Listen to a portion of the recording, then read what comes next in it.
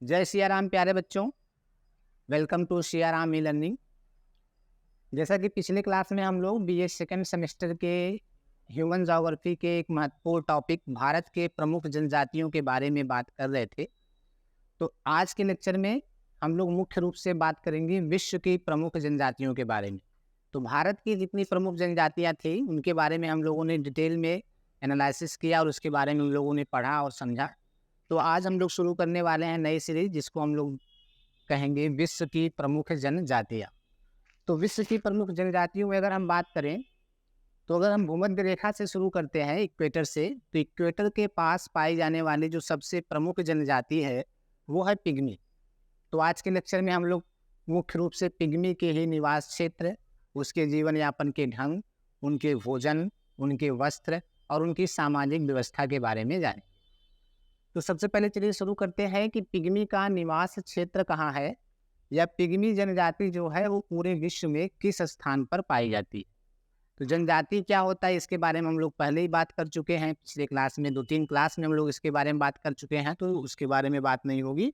लेकिन अब हम लोग डायरेक्ट बात करेंगे कि पिग्मी का निवास क्षेत्र कहाँ है या पिग्मी मुख्य रूप से कहाँ पाया जाता है। अगर आप विश्व के मैप को देखें या वर्ल्ड मैप को, जैसा कि आप लोग पहले से देखते आ रहे हैं, एक छोटा सा अगर हम मैप बनाने की कोशिश करते हैं, जैसा कि आपको पता है कि भाई अर्थ कैसा होता है, सर्कुलर फॉर्म होता है। अर्थ को भूमध्य रेखा दो गोलार्धों में या कह सकते हैं कि दो हेमिस्फीयर में बांटते हैं, जिसको उत्तरी गोलार्ध, उत्तर वाले भाग को उत्तरी गोलार्ध और नीचे वाले भाग को आप लोग दक्षिणी गोलार्ध के नाम से जानते हैं। ये आपका इक्वेटर है यानी कि भूमध्य रेखा है। अब जो पिग्मी जनजाति है वो मुख्य रूप से इसी भूमध्य रेखा के आसपास पाई जाती है। तो भूमध्य रेखा के आसपास पाई जाती है, तो इसका मतलब भूमध्य रेखा के आसपास कौन कौन से स्थल खंड पड़ते हैं अगर उसको देखें तो आपको पता है कि भूमध्य रेखा के ऊपर भारत पड़ता है। भारत के बाद इधर इंडोनेशिया, मलेशिया, ये सारे देश पड़ते हैं। इधर आपका एशिया का कुछ पार्ट, रसिया, इधर आपके यूरोप, और जो मुख्य हमको आपको दिखाना है वो है यहाँ पर अफ्रीका वाला भाग। जो अफ्रीका आपका पड़ता है वो आपका कह सकते हैं कि भूमध्य रेखा अफ्रीका महाद्वीप के ठीक मध्य से होकर गुजरती है। और अफ्रीका एक ऐसा महाद्वीप है जिससे तीनों कह सकते हैं कि चाहे वो भूमध्य रेखा हो, कर्क रेखा हो या मकर रेखा हो, तीनों रेखाएं जाती हैं। फिलहाल वो सब तो फिजिकल की बातें हैं, तो वो हम लोग बाद में जानेंगे। लेकिन अभी वर्तमान समय में आप देखें तो उसके बाद अगर हम अमेरिका की बात करें तो जो उत्तरी अमेरिका और उसके बाद आपका दक्षिणी अमेरिका, तो उत्तरी अमेरिका के कुछ क्षेत्र से होकर भी भूमध्य रेखा जाती है। तो भूमध्य रेखा के आसपास अगर स्थलीय खंडों का हम बात करें तो आपको देखने को मिलेगा कि अफ्रीका महाद्वीप का जो सबसे ज़्यादा पार्ट है, क्योंकि अफ्रीका महाद्वीप के बीच से भूमध्य रेखा जाती है, तो सबसे ज़्यादा स्थलीय भाग अफ्रीका महाद्वीप का ही भूमध्य रेखा पे पड़ता है। तो इसी अफ्रीका महाद्वीप में इस भूमध्य रेखा के दोनों तरफ या भूमध्य रेखा के आसपास पिग्मी जनजाति, अर्थात जिसके बारे में हम लोग पढ़ने वाले हैं, पिग्मी जनजाति निवास करती है।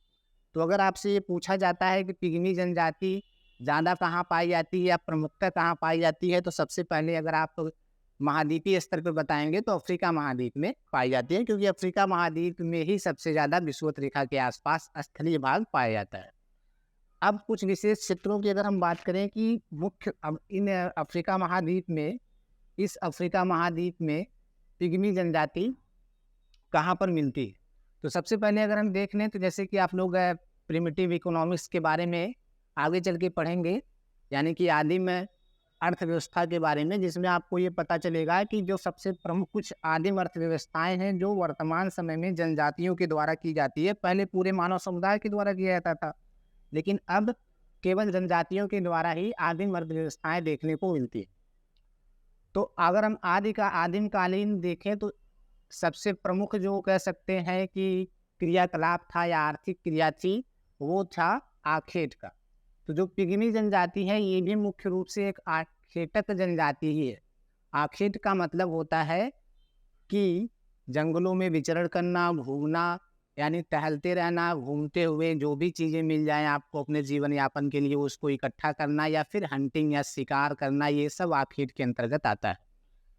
तो पिग्मी भूमध्यरेखीय प्रदेशों की आदिमकालीन आखेटक जाति है, यानी इनका जीवन यापन मुख्य रूप से किस पे निर्भर है? आखेट पर निर्भर है। और ये जैसा कि मैंने पहले बताया, ये मध्य अफ्रीका में सबसे अधिक मात्रा में और भूमध्य रेखा के आसपास दोनों तरफ ये पाए जाते हैं। 3 डिग्री कह सकते हैं कि उत्तरी अक्षांश और 3 डिग्री दक्षिणी अक्षांश के मध्य ही मुख्य रूप से आप कह सकते हैं कि पिग्मी जनजाति निवास करती है। इनमें सर्व प्रमुख जो वर्ग है वो बेल्जियम कांगो के पूर्वी भाग में सघन वनों में रहते हैं। बेल्जियम और कांगो ये भी कहाँ पड़ता है? आपका अफ्रीका महाद्वीप में पड़ता है। तो यहाँ पर पाए जाने वाले जो सघन वन है, यहीं पर ही पिग्मी जनजाति की सबसे प्रमुख कह सकते हैं जाति निवास करती है या प्रजाति निवास करती है, जिसको हम लोग इतरू पिग्मी कहते हैं। कौन सी पिग्मी कहते हैं? इतरू पिग्मी, जो इतरू नदी के आसपास निवास करती है। पिग्मी जनजाति की कई कह सकते हैं उपजातियां भी हैं, तो जिसमें से जो सबसे कह सकते हैं कि पिग्मी जनजाति की सारी विशेषताएं जिसके अंतर्गत मिलती हैं, वो कौन सी पिग्मी है? इतरू पिग्मी। और यह बेल्जियम और कांगो में इतरू नदी के आसपास सघन वनों में मुख्य रूप से पाई जाती है। अब अगर हम आगे बात करें तो जो पिग्मी लोग होते हैं, यह पिग्मी संस्कृति के सच्चे प्रतिनिधि माने जाते हैं, जो इतरू पिग्मी होते हैं। बाकी जो पिग्मी होते हैं जो अन्य देशों में या अन्य स्थानों पर पाए जाते हैं, वो आधुनिकता के संपर्क में आने पर उनकी जो कह सकते हैं कि प्राचीन मान्यताएं हैं या प्राचीन सामाजिक व्यवस्था है, वो धीरे धीरे बदल रही है। लेकिन इतरू पिग्मी जो होते हैं, अभी वो लोग प्राचीन पिग्मी को या प्राचीन पिग्मी की अर्थव्यवस्था को या प्राचीन पिग्मी के सामाजिक व्यवस्था को पूर्णतः प्रदर्शित करते हैं। ठीक है। अब अगर आगे बढ़ते तो क्योंकि ये लोग अभी तक बाह्य संपर्क में आए नहीं हैं या बाह्य समाज के संपर्क में नहीं आए, इसलिए इनमें ज़्यादा इनका प्रभाव नहीं पड़ा है और ये लोग उसी तरीके से निवास करते हैं। ठीक। अफ्रीका में कांगो नदी, अरुविमी नदी, इतरू नदी, ओगू नदी तथा कसाई नदी के बेसिनों में पिग्मी सबसे ज़्यादा निवास करते हैं। ये कुछ नदियों की घाटियां हैं, क्योंकि जैसा कि आप लोग पहले जानते हैं कि जो आदिम जनजातियां होती हैं वो मुख्य रूप से उसी स्थान पर निवास करती हैं जहां पर जल की उपलब्धता आसानी से हो जाए, और जल की उपलब्धता के साथ साथ उनके जीवन यापन करने के लिए अन्य जो वस्तुएं हैं वो भी आसानी से मिल जाए। इसलिए जो जनजातियां होती हैं वो मुख्यतः नदियों के किनारे ही अपना कह सकते हैं आवास बनाने का प्रयास करती हैं। तो उसी तरीके से पिग्मी जनजाति भी मुख्य रूप से भूमध्यरेखीय प्रदेश में पाई जाने वाली एक प्रमुख जनजाति है, जो भूमध्यरेखीय प्रदेश के अफ्रीका महाद्वीप के भूमध्यरेखीय क्षेत्र में पाए जाने वाली जो प्रमुख नदियां हैं उनकी घाटियों में निवास करती है। अब अगर आगे हम बात करें कि इनकी प्रजाति विशेषताएं क्या है, यानी ये किस प्रजाति, मानव की किस प्रजाति से बिलोंग करते हैं या मानव की किस प्रजाति में पिग्मी जनजाति आती है। तो सबसे पहले कुछ विद्वानों ने बताया ये लोग निग्रिटो प्रजाति के होते हैं। अब मानव प्रजाति के बारे में आप लोग पढ़ चुके हैं, मानव की कई प्रजातियां होती हैं, कैसे उनका उद्भव हुआ और उनकी कौन कौन सी प्रजातियां हैं। तो निग्रिटो प्रजाति के बारे में आप लोग परिचित हैं ना। ये नाटे कद के होते हैं, अर्थात इनकी जो औसत ऊंचाई होती है वो 1.5 मीटर के आसपास होती है। 1.5 मीटर से कह सकते हैं कि थोड़ा बहुत ज़्यादा या थोड़ा बहुत कम, बहुत लंबे नहीं होते हैं। ये नाटे प्रजाति के ही होते हैं पिग्मी लोग। पिग्मी लोगों की त्वचा का रंग काला होता है, नाक जो होती है वो चपटी होती है, होठ जो होते हैं मोटे और बाहर की ओर मुड़े हुए होते हैं, जैसे जैसे किसके होते हैं? सूअरों के होते हैं ना। तथा बाल काले छल्लेदार गुच्छों में होते हैं। पिग्मी वर्ग की विभिन्न उपजातियों का नाम अचुआ है। इनकी 4 उपजातियां, जैसे कि मैंने पहले बताया कि इनकी कई उपजातियां पाई जाती हैं, जिसमें से जो सबसे प्रमुख जाति है वो कौन सी है? इतरू पिग्मी के नाम से जानती है। वो तो हमारी उपजातियों की भी एक विशेषता के अंतर्गत आता है। तो जो 4 प्रमुख उपजातियां हैं उनके बारे में अगर हम बात करें तो एक है एम्बुती, दूसरा है त्वा, तीसरा है बिंगा और चौथा है गेसेरा। अब अगर एम्बुती की बात करें तो यह भूमध्य रेखा के उत्तर के क्षेत्रों में बसे हुए हैं, जबकि त्वा जो है वो भूमध्य रेखीय क्षेत्र में निवास करते हैं, यानी भूमध्य रेखा के दोनों साइड में। जबकि जो एम्बूती है यह केवल भूमध्य रेखा के उत्तरी वाले भाग में पाए जाते हैं। उसके बाद अगर बिंगा की बात करें तो भूमध्य रेखा के दक्षिण में निवास करते हैं। और उसके बाद जो आपकी लास्ट प्रजाति है गेसेरा, वह भी भूमध्य रेखा के दक्षिण में ही निवास करती है। इसके बाद जहाँ पर बिंगा पाई जाती है उसके जब और दक्षिण में आप बढ़ेंगे तो फिर वहाँ पर जो पिग्मी जनजाति पाई जाती है उसको हम लोग गेसरा के नाम से जानते हैं। ठीक है, तो ये 4 प्रमुख उपजातियां हैं पिग्मी जनजाति की, जो मुख्य रूप से आपके अफ्रीका महाद्वीप में ही पाई जाती हैं। अब आगे हम अगर दूसरी चीज़ देखें तो देखेंगे कि हम लोग पिग्मी का जीवन यापन का ढंग कैसा है, या वह अपना जीवन यापन किस आधार पर या किस तरीके से कर रहे हैं। तो स्वाभाविक सी बात है, जैसा कि मैंने आपको पहले बताया कि आखेटक जनजाति है, तो ये अपना जीवन इन पे किस पे आधारित है, आखेट पे, यानी जंगलों में ये लोग विचरण करते रहते हैं। ये भुमक्कड़ प्रजाति के होते हैं, मतलब एक स्थान से दूसरे स्थान पर घूमते रहते हैं, जंगलों में टहलते रहते हैं, जिसके कारण से कह सकते हैं कि इनका मुख्य जो आधार है जीवन यापन करने का वो शिकार ही है और जंगलों से प्राप्त कंद मूल या फल फूल ही है। ठीक, पिग्मी लोगों का जीवन यापन प्रमुखता आखेट पर आधारित है। इनकी सभी आवश्यकताओं की पूर्ति वन आधारित है, जहाँ से ये भोजन, वस्त्र तथा आवासीय वस्तुओं को प्राप्त करते हैं। वन में विचरण करते वक्त ही कह सकते हैं कि इन सब चीज़ों का संग्रह करते हैं, जिसे आप लोग कह सकते हैं कि आदिम अर्थव्यवस्था में पढ़ेंगे, जिसको आप लोग बोलते हैं एकत्रीकरण या गैदरिंग। तो ये लोग गैदरिंग का प्रमुख कार्य करते हैं, वहाँ पर भी आप लोग इनके बारे में थोड़ा बहुत पढ़ेंगे, पिग्मी के बारे में। ये छोटे जीवों से लेकर हाथी जैसे विशालकाय जानवरों को भी विभिन्न तरीकों से मार डालते हैं या पकड़ लेते हैं। छोटे पक्षियों को तीर से, मछलियों को वंशी में मांस के टुकड़े बांधकर, लालची जैसे जानवरों को विष बुझे तीरों से अंधा करके बाद में बर्छे से मार डालते हैं। अर्थात आप ये कह सकते हैं कि जो पिग्मी जनजाति होती है, इन सारी चीज़ों का लिखने का यहाँ पर यही मतलब है कि जो पिग्मी जनजाति होती है वह कुशल शिकारी होती है।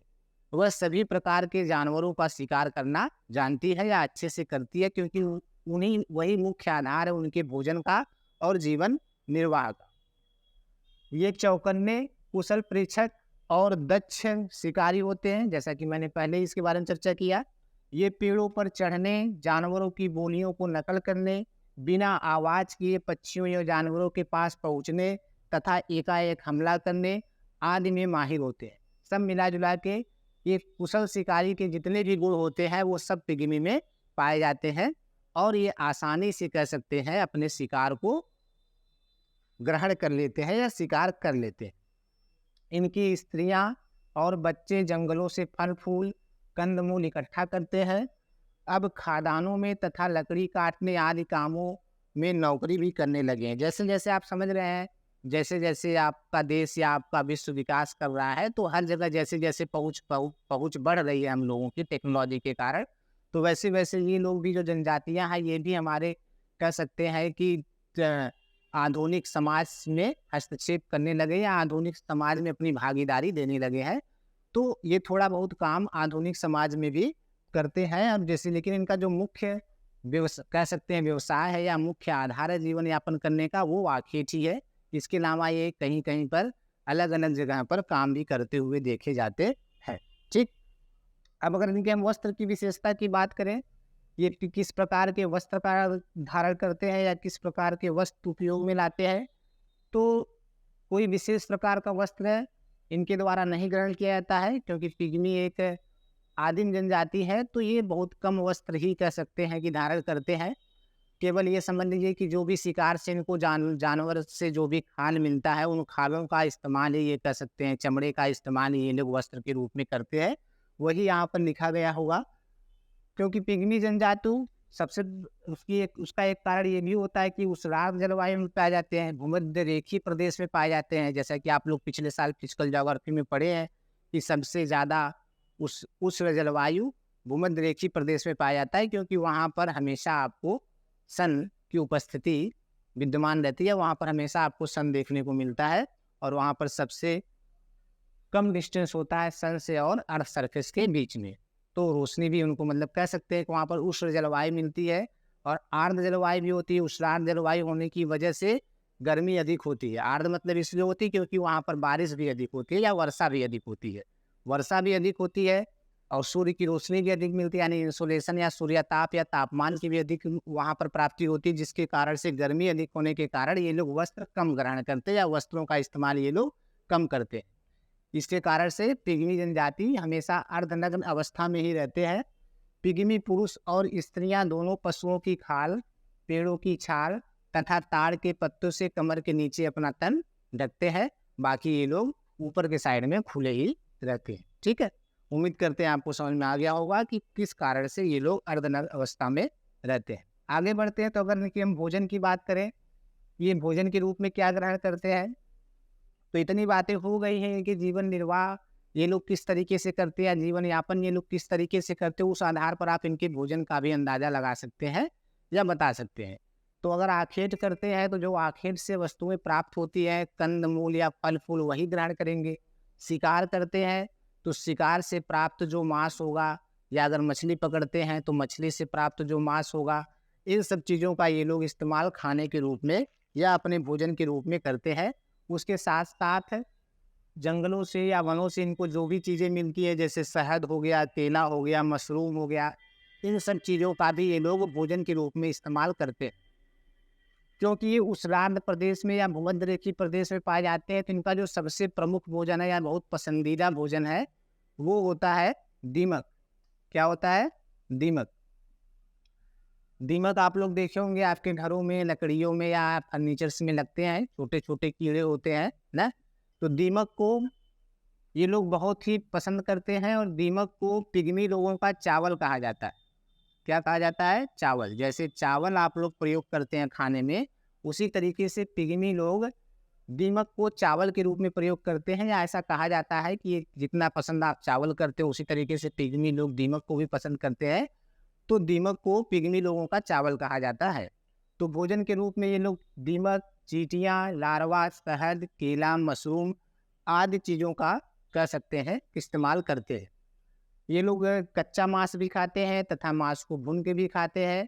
मछली और मशरूम को भी भून कर या उबाल कर भी ये लोग खाते हैं, या फिर कह सकते हैं कि अगर आवश्यकता पड़ती है तो ये लोग कच्चा मांस भी इस्तेमाल भोजन के रूप में करते हैं। अर्थात ये पूर्णतः आदिवासी होते हैं और एक कह सकते हैं कि इसीलिए इनको आदिम जनजाति के नाम से भी जाना जाता है। ये आदिम जनजाति है, पुराने किस्म की जनजाति है। ठीक, तो ये हो गया उनके भोजन की बात। अब अगर हम उनके आवास की बात करें कि वो किस तरीके के आवास में रहते हैं, तो जीवन निर्वाह, अगर आप जीवन निर्वाह के तरीके को जान गए, जीवन यापन के ढंग को जान गए, तो इन सब चीज़ों का कह सकते हैं कि जवाब आप आसानी से दे सकते हैं। अगर हम घर की बात करें तो घर ये किस तरीके का होगा? ये भूमक्कड़ी प्रदेश प्रवृत्ति के हैं तो घर अस्थायी होगा, मतलब एक स्थान से दूसरे स्थान पर इनको घर शिफ्ट करना होता होगा या बदलना होता होगा। तो इस तरीके से वो मुख्य रूप से चमड़े के तंबू का ही इस्तेमाल करते हैं। किसका प्रयोग करते हैं? चमड़े के तंबू का। आखेटी एवं संग्रही होने के कारण पिग्मी घुमक्कड़ी जीवन व्यतीत करते हैं, अतः ये अस्थायी झोपड़ों में रहते हैं। अधिकांश पिग्मी जंगली जानवरों से सुरक्षा और शिकार की दृष्टि से अपनी झोपड़ियाँ वृक्षों पर ही बनाते हैं। ये झोपड़ियाँ पेड़ की टहनियों, पत्तों और घास फूस से गोलाकार या अंडाकार बनाई जाती है तथा इन पर चढ़ने के लिए बांस की सीढ़ियाँ काम में लाई जाती हैं। कुछ अधिक ऊंचाई वाले भागों के निवासी आदिम प्रकार की झोपड़ियाँ बनाते हैं, जिनकी आकृति मधुमक्खी के छत्ते जैसे होती। जैसे कि आप लोग जानते हैं कि जो पिग्मी जनजाति है यह मुख्य रूप से भूमध्य रेखीय प्रदेश में है और उष्ण जलवायु है, तो बड़े बड़े जंगल और बड़े बड़े वन पाए जाते हैं। अब जंगल में है तो जंगल में विभिन्न प्रकार के जानवर, विभिन्न प्रकार के कीड़े मकोड़े, ये सारे वहाँ पर उपस्थित होते हैं। तो इनसे सुरक्षा की दृष्टि से या इनसे बचने के लिए ये लोग क्या करते हैं? कीड़ों मकोड़ों से बचने के लिए, जानवरों से बचने के लिए अपनी जो झोपड़ियाँ बनाते हैं ये पेड़ के ऊपर बनाते हैं। तो कम से कम ज़मीन पर रेंगने वाले या ज़मीन पर चलने वाले जो कीड़े मकोड़े हैं या जो जीव जंतु हैं, रात में सोते वक्त से उनको कोई खतरा नहीं होगा। तो पेड़ों की टहनियों पर ही ये लोग घास फूस की मदद से, चमड़े की मदद से अपनी छोटी झोपड़ियाँ बनाते हैं, जो मधुमक्खी के छत्ते जैसी दिखाई देती है पेड़ के ऊपर, और उसी में ये लोग निवास व्यतीत करते हैं। क्योंकि ये बहुत लंबे कद के भी नहीं होते हैं, छोटे छोटे होते हैं, तो बहुत सारी समस्याएं नहीं होती। आगे अगर हम बढ़े झोपड़ियों के बाद, तो ये मुख्य रूप से कौन से उपकरण का प्रयोग करते हैं या कौन से उपकरण ये ज़्यादा प्रयोग करते हैं, इसके बारे में बात कर लेते हैं। क्योंकि ये लोग भूमक्कड़ी जीवन जीते हैं, तो जैसा मैंने पहले आपको बताया था कि जो भी लोग भूमक्कड़ी जीवन व्यतीत करते हैं उनके पास ज़्यादा उपकरण नहीं होते हैं, क्योंकि उनको उसको एक स्थान से दूसरे स्थान पर लेके जाना है, और क्योंकि आदिम जनजातियाँ हैं तो उनके पास परिवहन के साधन भी उतने नहीं हैं। इसलिए ये लोग कम सामान ही अपने साथ रखते हैं ताकि एक स्थान से दूसरे स्थान पर आसानी से पहुँच जाए। आदिम जीवन शैली और अत्यंत पिछड़े तकनीकों वाले पिग्मी लोगों के पास धनुष बाण शिकार करने के लिए, क्योंकि ये शिकारी प्रवृत्ति है, पेड़ों की छाल, पशुओं की खाल, छोटी सी खाट, मछली पकड़ने वाली बंसी, पानी की तुंबी, खाने पकाने का एक दो बर्तन। पानी की तुंबी मतलब पानी रखने का एक बर्तन होता है जो मुख्यतः बांस से बनाई जाती है, और बांस और कह सकते हैं चमड़े के सहयोग से या दोनों को मिलाकर ये लोग पानी रखने के लिए एक कह सकते हैं कि सुराही जैसा एक कह सकते हैं उपकरण बनाते हैं, जिसको ये लोग तुंबी कहते हैं। खाने पकाने के लिए एक दो बर्तन और इतनी कुछ ज़रूरी चीज़ें जो एक कह सकते हैं कि मनुष्य के लिए आवश्यक होती हैं, वो ज़रूरी चीज़ें ये लोग अपने पास रखते हैं। इनके गले में बाँस की सीटी लटकी होती है, जिससे ये पशु पक्षियों की बोलियों की नकल करते हैं। जैसा कि पहले आप लोग पढ़ चुके हैं कि ये लोग पशु पक्षियों की आवाज़ निकालने में माहिर होते हैं, तो वो जो आवाज़ निकालते हैं वो किससे निकालते हैं? बाँस की सीटी से बनाते हैं, और उसी सीटी से ये लोग पशु पक्षियों की आवाज़ की नकल करते हैं। तो ये कुछ प्रमुख उपकरण हैं जो पिग्मी लोग अपने जीवन यापन में प्रयोग करते हैं। अगर आगे देखते हैं हम लोग, इनका सामाजिक संगठन कैसा है या इनकी सामाजिक व्यवस्था कैसी है। सामाजिक व्यवस्था कैसी है, तो क्योंकि ये जंगली है, जंगलों में ही रहते हैं और आदिम जनजाति है, आखेट पर ही इनका मुख्य जीवन निर्भर रहता है, और भूमक्कड़ी प्रवृत्ति के हैं तो बहुत ज़्यादा समाज का निर्माण उनके यहाँ नहीं हो पाता, क्योंकि ये लोग एक स्थान से दूसरे स्थान पर घूमते रहते हैं। तब भी अगर हम देख लें, इनका सामाजिक संगठन अत्यंत साधारण होता है। इनमें न तो कोई मुखिया होता है और न कोई पंचायत संस्था। ये अपने झगड़े और समस्याएं आपसी बातचीत से ही सुलझा लेते हैं। कोई मुखिया नहीं है, जैसा कि और जनजातियों के बारे में आप लोगों ने पढ़ाया है, तो उनकी एक अलग से सामाजिक व्यवस्था होती है, एक बस्ती होती है, बस्ती का मुखिया होता है ना।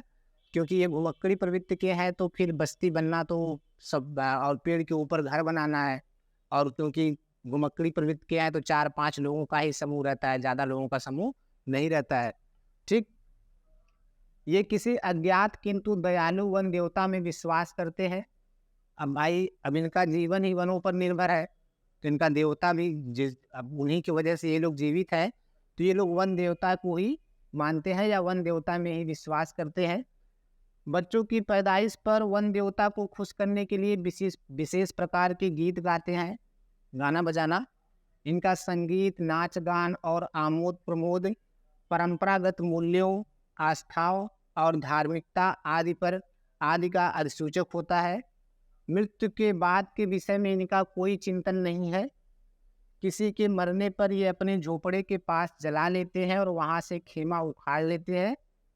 यानी अगर कोई मर गया तो जहाँ ये पर है वहीं पर उसको दफना देते हैं, और फिर वहाँ से वो लोग दूसरी जगह पर प्रस्थान कर जाते हैं। ये किसी विशेष कह सकते हैं कि ईश्वर में इनकी कोई मान्यता नहीं है, न तो पुनर्जन्म में इनकी मान्यता है। ये लोग केवल एक ही देवता, वन देवता को मानते हैं, और ये मानते हैं कि वो काफ़ी दयालु होते हैं, वही हमारा जीवन निर्वाह कर रहे हैं। ठीक, ये प्रायः दूसरे को अपनी बहन देकर पत्नी प्राप्त कर लेते हैं। ठीक, वही अदला बदली वाला सिस्टम है, जैसा कि मैंने पिछले जनजाति के बारे में भी आपको बताया था। उनकी बहन से वो शादी कर लेंगे, उनकी बहन से वो शादी कर लेंगे, यानी बहन का अदला बदली हो गया, शादी हो गया। ठीक है, क्योंकि इनका समाज बहुत छोटा है, तो उसी समाज में शादी करना है, तो फिर वो लोग बहन की अदला बदली करके एक दूसरे की शादी कर लेते हैं। और जो सबसे प्रमुख कह सकते हैं कि विशेषता इनकी होती है, ये लोग बहुविवाही होते हैं, यानी एक से अधिक विवाह कर सकते हैं। एक लोग, चाहे वो स्त्री हो चाहे पुरुष हो, वो एक से अधिक विवाह कर सकते हैं। किसी की 2 पत्नियां या किसी के 2 पति भी हो सकते हैं, इसमें कोई बुरी बात नहीं है। इनका परिवार बड़ा सुसंगठित एवं अस्थायी होता है। ये अपने परिवार के प्रति बड़े निष्ठावान होते हैं। भाई परिवार के प्रति तो सभी लोग निष्ठावान होते हैं, तो वो लोग भी अपने परिवार के प्रति निष्ठावान होते हैं और परिवार का देखभाल करते हैं।